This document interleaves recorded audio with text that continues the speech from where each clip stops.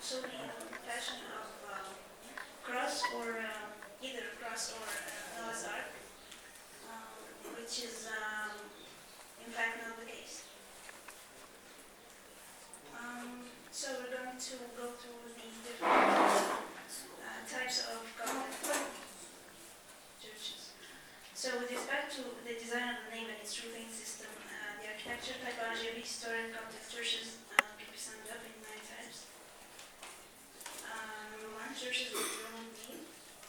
Churches with both nave churches, nave roofed with domes and vaults combined. Churches with a square nave and Athenic churches, of course with multiple domes. Churches influenced by Byzantine architecture. Basilican plan churches, with tribunal sanctuary, and cruciform basilican plan churches. Number 1, churches with dome nave are divided into 1 nave covered with a single dome, where the nave is made up of a square space covered with a single dome to which vaulted in western narthex is attached.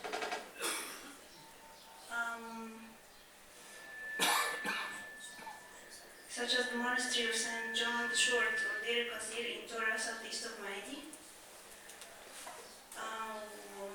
Then we have the square nave covered with a single dome with an attached inner narthex on one side and an exonarthex on the other side. Now we can see here the inner narthex and up there the exonarthex. Such as the Church of St. Mary at Tuch Delta, also known as Tuch Nasara in Delta. This is an outer view of the church. Another example is the Church of St. Mercurius at Deir Maimun, also known as St. Anthony's Barani Monastery, or Deir Yumiza at Ben Suif, also known as a single dome in the middle with 3 aisles all around. And then we have a square nave covered with a single dome with an attached inner narthex on one side and an exonarthex on the other side.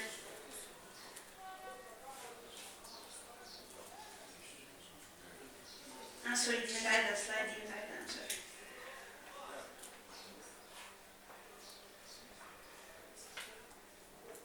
This is an inner view of the church of St. Mercurius of Sevina, Deir Maimun. You can see the squinches, the stalactite squinches in the corners. And this is another example, the church of St. Mary's Monastery in Jabal Etir, Samarut, where we were yesterday, on the first day of this trip. It's entirely rock cut except for these 2 columns, and the nave is surmounted by 1 dome.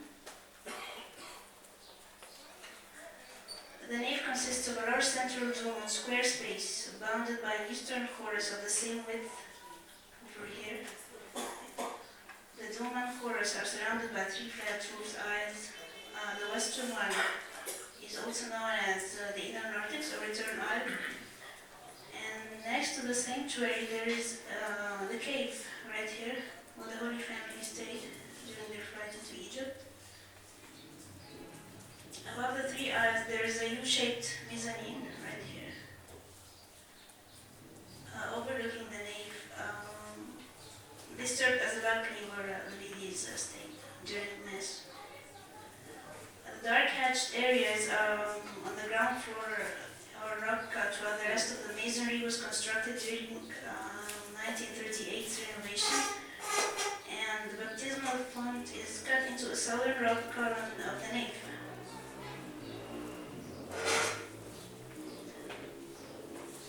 This is the Church of St. Mary's Monastery in Jabal Etir. This is the old baptismal font here.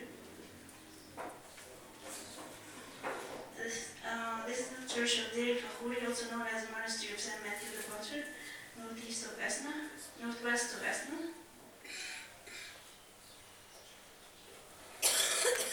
Next we have the type where the nave is covered with a large central dome surrounded by 3 domed aisles and a domed chorus, such as the Church of Deir Fakhuri, also known as the Monastery of St. Matthew the Potter, northwest of Esna. Right, It's the only one in Upper Egypt with a keep, by the way.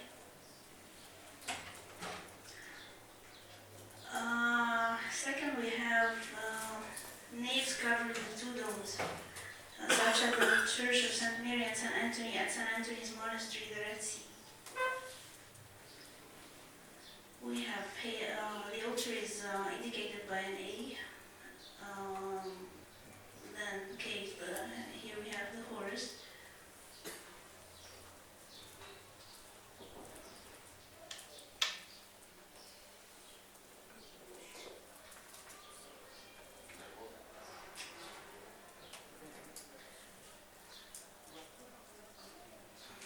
Okay.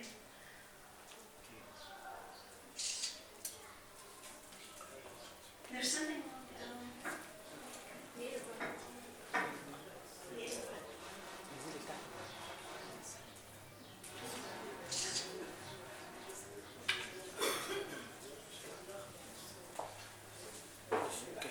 Okay, so this is an inner view of the Church of St. Mary and St. Anthony at St. Anthony's Monastery in the Red Sea, where the nave is covered with twin domes with a vaulted chorus of wood and stained glass right here.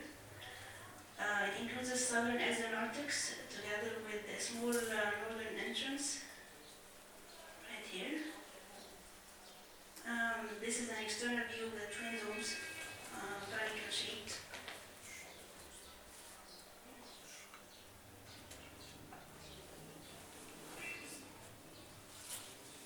We've been through there before already. And this is a view of St. Mary's Monastery.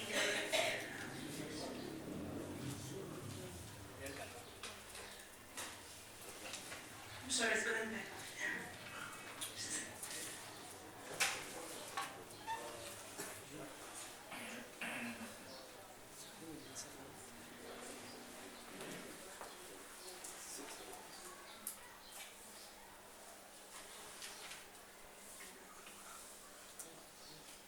Okay, then we have the nave covered with two domes.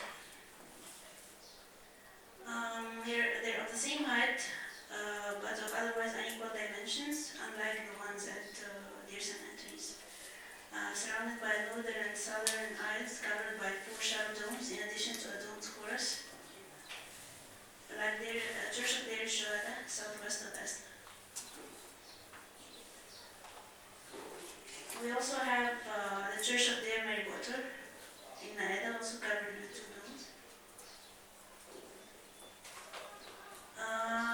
Then we have a nave covered by two domes, of which the eastern dome is larger and is flanked by two aisles, each covered with two domes. The western one is flanked by two aisles, covered with two umbrella halls, right here and here. The church includes also a three-domed chorus, a three-domed northern narthex. This was later added to the original design. Then we have a nave covered with six domes, forming two choruses, where the front one is slightly larger. The sanctuary area is also covered with three domes. This design is known as the nine-dome church. The main sanctuary is covered with a high dome carried on a large half-cylindrical apse, of a diameter equal to the whole width of the middle bay. This one. And the church's biggest dome is the one facing the main sanctuary, right here, right in front of the main sanctuary. The church's only original entrance lies in the west, leading to an open court. An example of this is the Church of Deir Shuhada, east of Akhmin. We have a nave covered with six domes, such as the Church of Deir Amir Tadrus, Babylonian Darak. It's distinguished by these stalactite squinches. The nave is covered with six domes, also with a cross-vault, inner narthex, and the vent entrance. This church is distinguished by its domes, the stalactite squinches. Each dome has two different of these, meaning that in the whole nave there are 12 different types, 6 times 2. Another example church of Deir Malak Mikhail near Kamula in Eden. The nave is covered with 6 domes also, together with the chorus covered with 3 domes, and given that the sanctuary area is also covered with 3, the design is known as the 12-dome church. This one can be considered as being made of 3 parallel choruses. The first innermost one here is different than the other 2 because it ends in an apse on each of the northern and southern sides. The domes above the middle aisle lying between the western entrance and the central sanctuary are larger and higher than the rest of the domes. And this is an external view of the church of Deir Malak, Gamura, southwest of Man. Then we have a nave covered with 9 domes.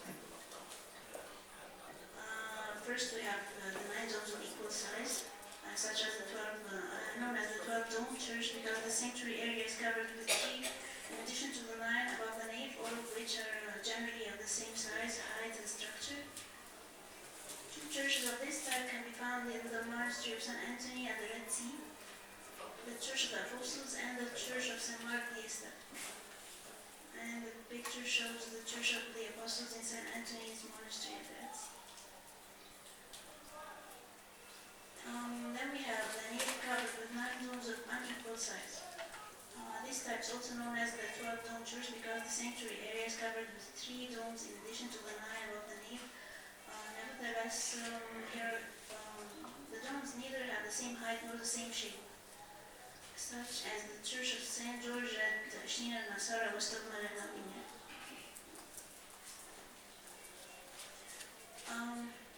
This is also a church of 9 domes of unequal size at the Monastery of the Apostles in Akfiya, Giza.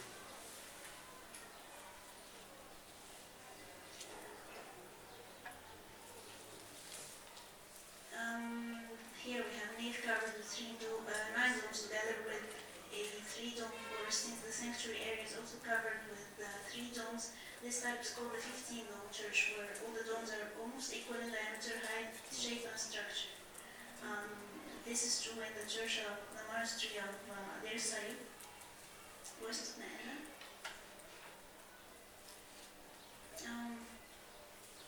During a later time, the church building has been extended northward.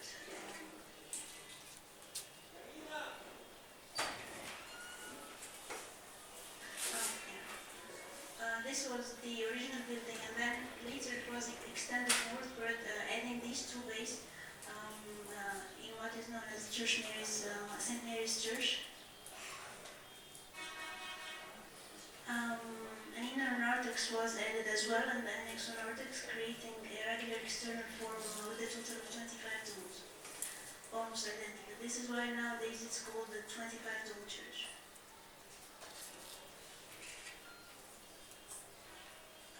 Next we have churches with vaulted nave, first of which we shall see nave covered with an east-west single vault, such as the chapel of the 4 preachers of the Apocalypse adjacent southwardly to the Church of St. Mary and St. Anthony at the Monastery of St. Anthony, the Red Sea, and as well as the Church of St. Michael the Archangel on the uppermost floor of the keep at the Monastery of Abshoivet in Matrum. This is the church of the chapel of 4 preachers of the Apocalypse of the Monastery of St. Anthony, and this is the arch leading into it.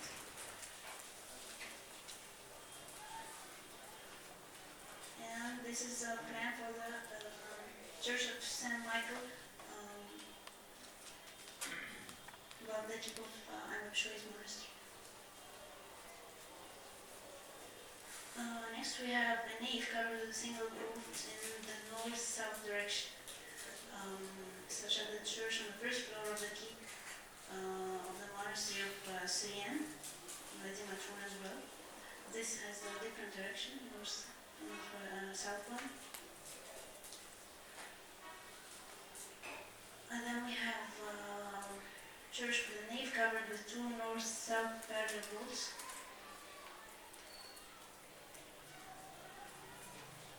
The nave consists of 2 choruses here covered with 2 parallel vaults, such as the Church of St. Mary, known as the Cave Church, Deir Syrian, It's obvious that the eastern vault is narrower than the western one, however.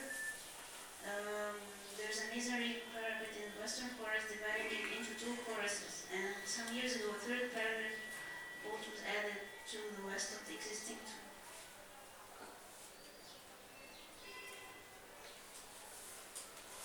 In the cave church of Deir Sorian, there are three sanctuaries, the largest of which is the middle one, covered with a dome and has the thrones of 3 steps. As for the side sanctuaries, they are covered each with a vault in the east-west direction. This nave is similar to the one built about 4 decades ago in the church of Abu Ma'ar, and I think that's wrong. This is St. Mary's Church on the exterior.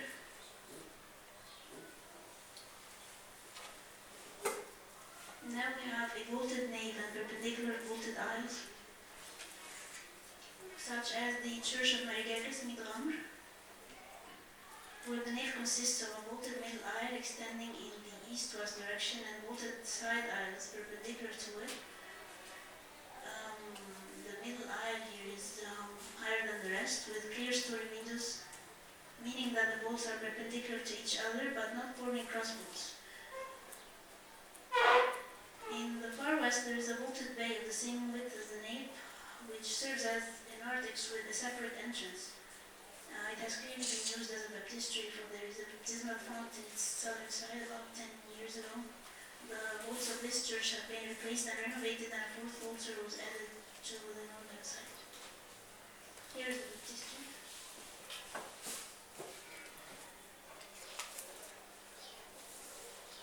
And this is an outer view of the church after renovation.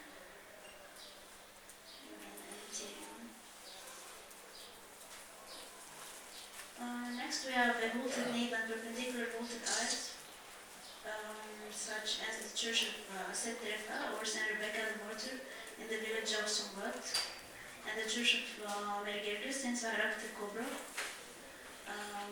both in the Delta. These are two examples similar to the church of Midramr. As for the church of Saint Michael the Archangel in Kafr Deir, it has almost the same design regarding the nave and sanctuary area. However, its narthex is covered with 4 domes of less height than the main vault, but higher than the side vaults.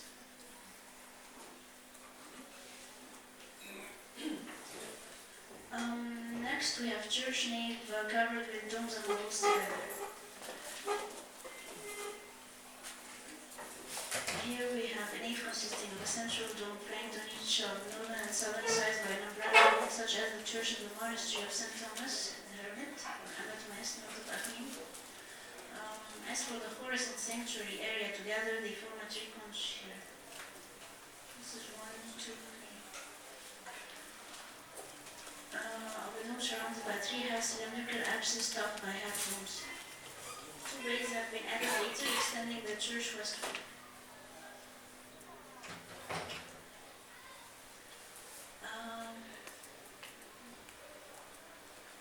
Another example of this is the church of Deir Dik in Antinoe, the nave consisting of a central dome and 4 umbrella vaults perpendicular to it, where each of the half domes is based upon a half cylindrical apse containing a small niche.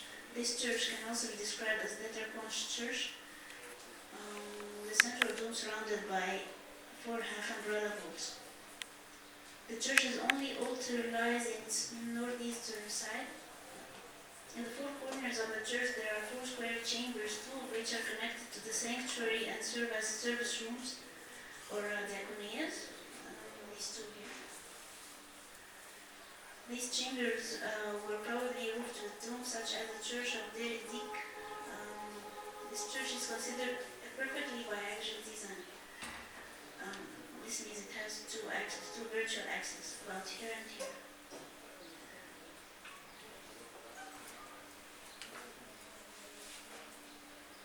And then we have the church of the monastery of St. Thomas.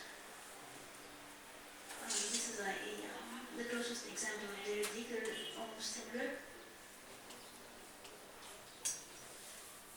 Then we have the church of Deir Kobané as an example of a nave consisting of a large central dome carried on an eastern wall and 8 supports and flanked by 3 vaulted aisles. To highlight the central dome's axis of symmetry, three shallow domes surrounded one dome in each aisle. The church has a three-column sanctuary and a western flat niche located at the opposite end of the nave.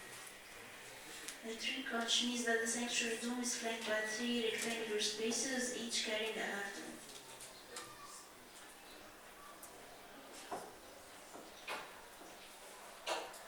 This is almost the same, so we won't be wasting more time because I'm running out of time. This is the header. Three domes. These are several shots of their header. Let us one. Next we have the Church of Deir Abu Hannes, south of Antioch. But the nave consists of three central domes extending in the east-west direction, lying along the nave's axis of symmetry in front of the nave, the main sanctuary. The three domes are flanked on each of northern and southern sides by three vaults ending in a half dome, which make the dome surrounded by three half umbrella vaults. The dome is situated directly in front of the sanctuary, considerably larger than the others, and there is a vaulted axonartex in the western side of the church, such as the Church of Deir Abu Hannes here. This church originally had one sanctuary, but then the first chorus was extended northward, creating an additional sanctuary. So this whole space was added later. Next we have churches with a square nave, or a large central dome that lies in the middle of the square nave, carried on four columns of a round square or a cruciform cross-section. The central space is surrounded by a U-shaped balcony on northern, western, and southern sides. Above the balcony there are four small equal domes, one in each of the nave's corners. In between of these domes there are four rectangular spaces, each covered with a vault or a flat ceiling. This leads to a biaxial design as well. On the ground floor there is often an axonartex enveloping the nave on the outside, on one, two, or three sides, and adding more space to the balcony. In addition to the environmental and aesthetic benefits resulting from it, there is always an inner narthex in order to straighten the external form of the building. Such as Deir Abu-Sarbamun, where a large central dome that lies in the middle, carried on four columns of around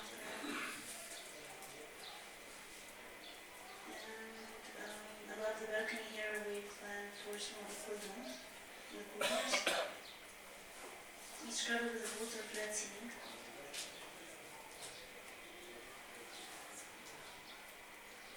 And the axonartex here is U-shaped, circling the church on the north, west, and south sides. This is also true in Sami's church in Fisher Nasara. We're not going to go into details. It's almost the same design. These are the plans for Abu-Sarbamun's church, Sami's church in Fisher Nasara, and Sami's church in Zokra. Then we have Ahmim churches. The churches of Ahmim are known as transverse churches, where the width of the church building is larger than its length, which means the nave's extension in the north-south direction is larger than its east-west extension. For this reason, they are also known as short churches. These churches are divided into choruses and usually have multiple parallel adjacent altars. A nave of 6 domes, the highest of which is the dome opposite the main altar in the middle lane. These domes are flanked on the northern and southern sides with 2 vaults, and at the eastern end of each vault there is a rectangular vaulted service room or diaconia. These churches are often extended northward and southward by adding 2 umbrella vaults and eastern apses to each side. The sanctuary area consists of 3 parallel half cylindrical sanctuaries roofed with 3 domes, in addition to the fir at the back of the sanctuary area. Here, this is it, and it's very peculiar to Ahmim churches. These These churches are believed to have had an original design of two transverse choruses, each of 5 bays, separated by 4 cylindrical columns, in addition to the sanctuary areas such as the Church of the Monastery of Maria Grace al-Hadidi and the Church of the Monastery of al-Hawawish. This is an external view of the domes of St. Mary al-Hawawish Monastery.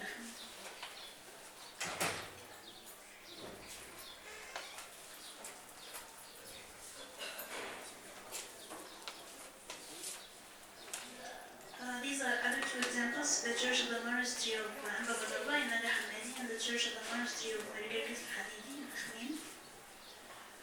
The Church of the Eastern Monastery of Al-Bashinuti north of Akhmim and the Church of Deir Malek, Salamuni, Akhmim are also good examples of this type.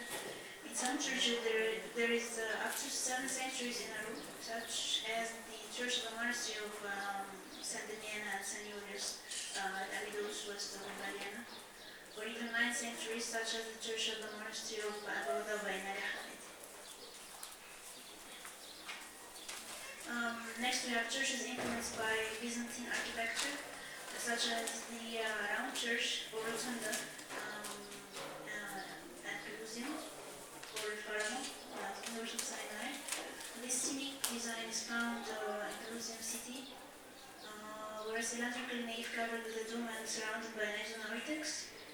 And there is a crypt below the sanctuary and 2 staircases on its sides to facilitate the circulation of the visitors. We know this was an pilgrimage area. So there's an open court surrounded by 4 colonnades opposite the western entrance.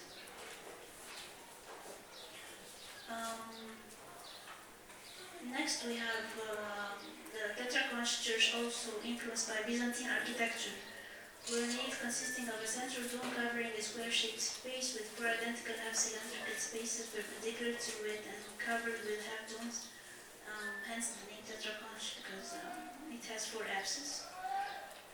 The interior spaces are biaxial, which means they are symmetrical about 2 perpendicular axes. There's an open court surrounded by 3 porticos opposite the western entrance, such as the Eastern Church in the ancient city of Abu Mina, Marut, southwest of Alexandria.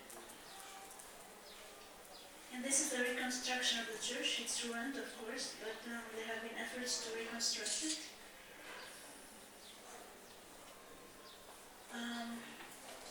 And next we have a nave consisting of a rectangular space in the east-west direction, about 12 meters wide, that was probably covered with a wooden truss, such as in the Order Church in Al-Mina. Around that space there are 4 identical half-cylindrical spaces that were probably covered with half-domes, such as the penultimate stage in the Order Church, built about Sami stream. Next we have basilica and planet churches, which represent the most common in Egypt. The wide middle nave running east to west, high roof with a wooden truss and clear-story windows, and flanked by 3 aisles. No, you have to finish. You need 1 hour more. How long will have? How long do you need? 5 minutes? This is number 7. I only have 9. 5 minutes more. Okay. And you can start to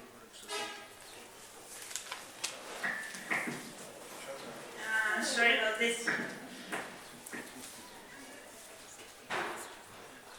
I have to finish it just as Dr. Sami intended it to. We have a wide middle nave running east to west, high roof to the wooden truss and clear-story windows and flanked by 3 aisles along the northern and western and southern sides, such as the Church of St. Barbara in Old Cairo. And this is the Thronos of St. Barbara's Church. Most of the churches of Old Cairo and Fustat follow this architectural style, such as the Church of St. Barbara and the Church of Abu Sirga, below which lies the cave with Holy Family lived for a while during their journey to Upper Egypt, and the Church of St. Mercurius. None of these churches have a chorus. A small basin sunk in the floor, known as the Labera N, is usually found in the western third of the middle nave. It's used for the libation or blessing of water for liturgical purposes, as well as a pulpit in the northeast corner and an epiphany tank in the middle of the western return aisle opposite the main entrance. This is another example of basilican plan churches. I'm not going into it. This is the church of St. Mary, the Syrian. The church of the Hanging Church in Old Cairo is a unique example of basilican plans because its nave is divided into two middle aisles running southeast to northwest and separated by four arches. This peculiar design was due to the fact that it was built over the fortress of Babylon, so we had to make do what we had. These aisles are bordered by 8 arches on the northern side, followed by narrow aisles, and 9 arches on the southern side, followed by a wide aisle. Here and here.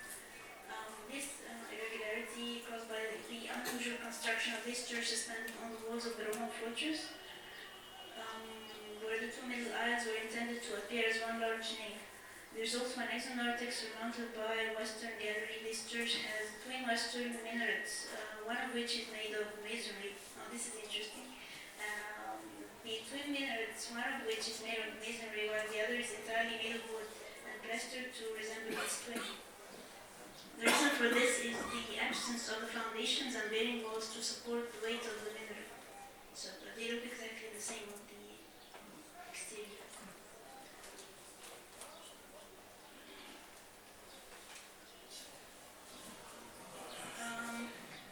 This is another form of basilican plan church, the Basilica of Avalachonius, one of the largest. And next we have basilican churches with three-conch sanctuary, such as the church of the Red Monastery or Saint Viché's Monastery. 4 kilometers to the north of the White Monastery and almost the same. Only Saint Viché's church is smaller and does not have western narthex. However, it does have a large epiphany tank southeast of the sanctuary area. Its middle nave has a length of 30 meters and a width of 8 meters. And this is a perspective of the Red Monastery sanctuary area.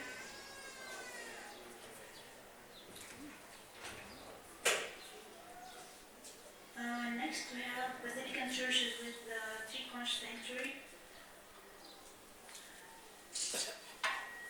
The White Monastery is almost the same, so I'm going to skip it.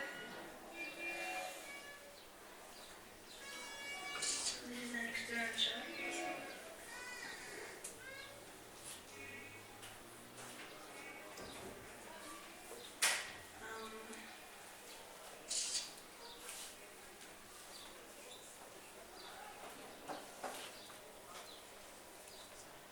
Now this is their fan. I have to go through it for the sake of I'm going to videos. Okay.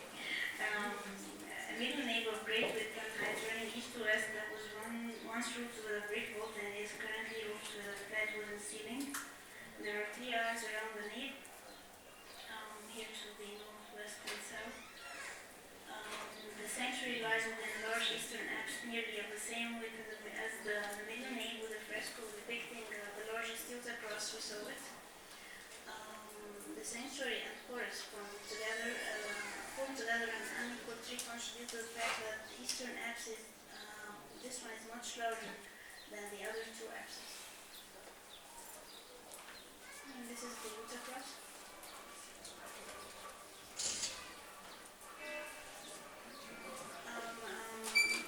The church of Dea Abomata or Marimata is also very similar in design.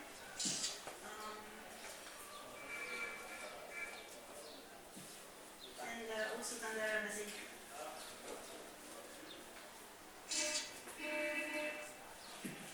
Last, we have basilican churches with transepts, where a nave consisting of a large middle aisle running east to west and flanked by 2 aisles of less height that has once carried a balcony overlooking the nave. This is the great basilica at Abomina. It has two transepts, the bima, perpendicular to the church building, forming a cross. Each transept consists of a middle aisle running north to south, linked by two narrow ones such as the great basilica. Probably a dome right here at the intersection.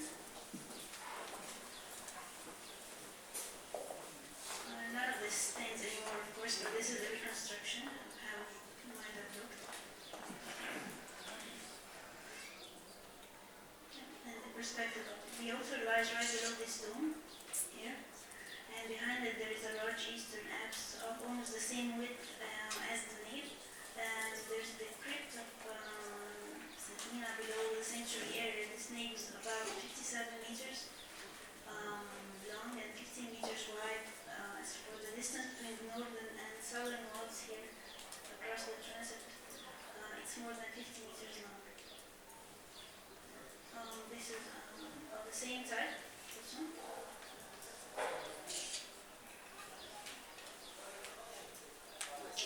It's Basilica al-Hawari at the ancient city of Maria, only smaller in dimensions. Basilica al-Ashmanian as well is a transept basilica.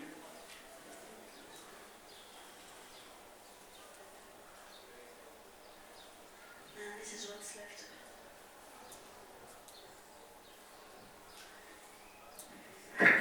Thank you. So we thank Reverend Najid for reading the lecture of Sami Sabri about the different types of churches in Egypt. Now we move to your contribution about the typology of Coptic. Colin, please 20 minutes you have and 10 minutes for us.